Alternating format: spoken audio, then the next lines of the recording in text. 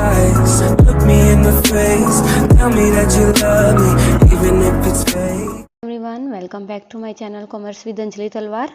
सो आज हम अपना लास्ट टॉपिक कर रहे हैं प्रोड्यूसर इक्विलिब्रियम वाले चैप्टर का, जो कि है कंडीशंस ऑफ प्रोड्यूसर इक्विलिब्रियम। देखो, नॉर्मल सी बात है, प्रोड्यूसर इक्विलिब्रियम कब होता है? जब उसका प्रॉफिट मैक्सिमम होता है, ये पढ़ा हमने। और कंज्यूमर इक्विलिब्रियम कब होता है? जब उसकी सेटिस्फेक्शन मैक्सिमम होती है।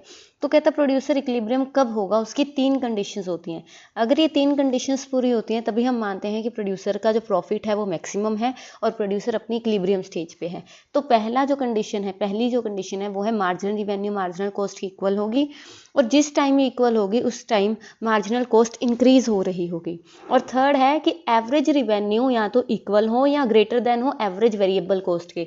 सो डैट, देखो ये वाला समझ लो पहले, average revenue average variable cost के इक्वल हो या ग्रेटर देन हो। उसका रीजन क्या है कि वेरिएबल कॉस्ट तो कम से कम कवर कर रहे हैं ना, हम लॉस में तो नहीं जा रहे। तभी प्रॉफिट होगा when our average revenue is more than average cost, right. तो यहाँ तो वो इक्वल हो, मतलब लॉस ना हो। और हमने सिचुएशन पढ़नी है सेटिस्फेक्शन की, प्रॉफिट की, राइट। तो लॉस नहीं होना चाहिए। और लॉस कब नहीं होगा? कि average revenue is more than और equal to average variable cost, right.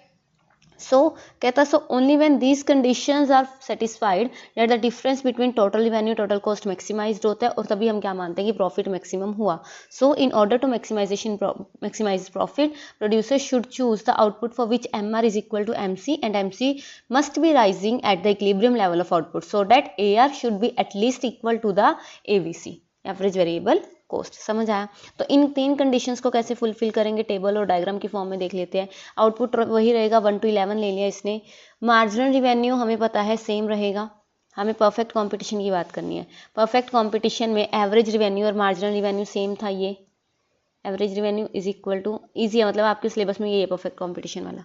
तो average revenue is equal to marginal revenue, क्योंकि हम AR चेंज नहीं कर रहे। हमने यही पढ़ा था ना कि हम जब प्राइस चेंज नहीं करते तो AR और MR इक्वल होती है और वो कांस्टेंट रहती हैं।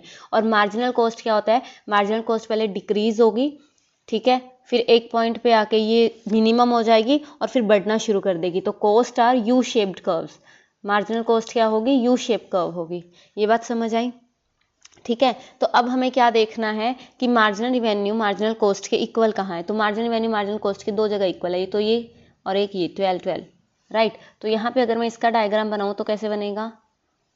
ये हो गई हमारी मार्जिनल रिवेन्यू और यही होगी हमारी एवरेज रिवेन्यू और ये हमारी होगी मार्जिनल कॉस्ट। यही होती है अगर मैं एक डायग्राम में बनाऊँ तो दो जगह पे क्या हुआ, हमारी जो है मार्जिनल रिवेन्यू और मार्जिनल कॉस्ट इक्वल है, राइट। 2 जगह पे हमारी मार्जिनल रिवेन्यू और मार्जिनल कॉस्ट इक्वल है। अब यहाँ पे बात आएगी कि 2 इक्विलिब्रियम के स्टेज नहीं हो सकते। तो सेकंड कंडीशन क्या थी? MC must be rising, marginal cost उसके बाद बढ़ रही हो। तो MC मस्ट बी राइजिंग इस केस में है कि उसके बाद मार्जिनल कॉस्ट यहाँ तो कम हो रही है, तो ये कंडीशन नहीं है, यहाँ बढ़ रही है, ये वाला कंडीशन। तो ये पॉइंट हमारा इक्विलिब्रियम का स्टेज हुआ। ये बात समझ आई? यहाँ पे तीनों कंडीशंस फुलफिल होती हैं। ये देखिए सेम, ठीक है। तो आपने बनाया, इससे आपको ये पता लगा कि ये हमारी average revenue is equal to marginal revenue, ये हमारी मार्जिनल कॉस्ट आ गई। Q1 और Q2 2 ऐसी क्वांटिटीज़ हैं जहाँ पे, मतलब 2 ऐसे इक्विलिब्रियम पॉइंट्स हैं जहाँ पे इक्वल है मार्जिनल रिवेन्यू मार्जिनल कॉस्ट के। लेकिन ये वाला जो Q2 है, इस टाइम पे मार्जिनल कॉस्ट और मार्जिनल रिवेन्यू इक्वल है। और second condition MC is more then, क्या है वो? MC इज राइजिंग वाली कंडीशन। और थर्ड कि average revenue must greater than, वो वाली भी तीनों कंडीशंस यहाँ पे क्या होती हैं? फुलफिल होती हैं। तो ये था आपका टेबल एंड डायग्राम। और एक क्वेश्चन और, अभी इक्विलिब्रियम क्यों हुआ? क्योंकि यहाँ पे प्रॉफिट मैक्सिमाइज है। कहता अगर इस लेवल से 1 यूनिट ज़्यादा या 1 यूनिट कम मैं कोई आउटपुट निकालती हूँ तो उससे प्रॉफिट कैसे कम होगा? मतलब मैक्सिमम प्रॉफिट यहाँ ही क्यों है? तो फॉर एग्जाम्पल वही सेम ले लो, ठीक है, ये हो गया।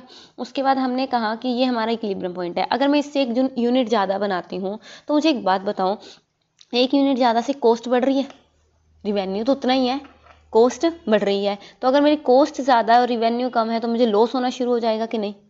ये बात समझ आई? ठीक है।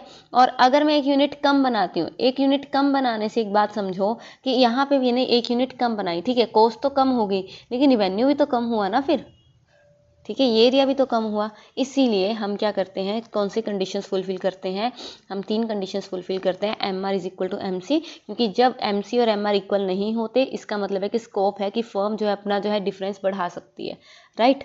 और condition to equilibrium, M C should be rising, क्योंकि अगर एम सी गिर रहा है तो हम तो फिर प्रॉफिट में और भी जा सकते हैं। अगर इसके बाद मार्जिनल कॉस्ट और बढ़ रही है तो हम मैक्सिमम प्रॉफिट अभी है। और इक्विलिब्रियम में average revenue is more than और equal to average variable cost. यही 3 कंडीशंस हैं जो आपको पढ़नी है। सो चैप्टर खत्म कीजिए, इसको कंप्लीट। मिलते हैं नेक्स्ट क्लास में with next chapter. Thank you so much. Tell me pretty lies, look me in the face. Tell me that you love me, even if it's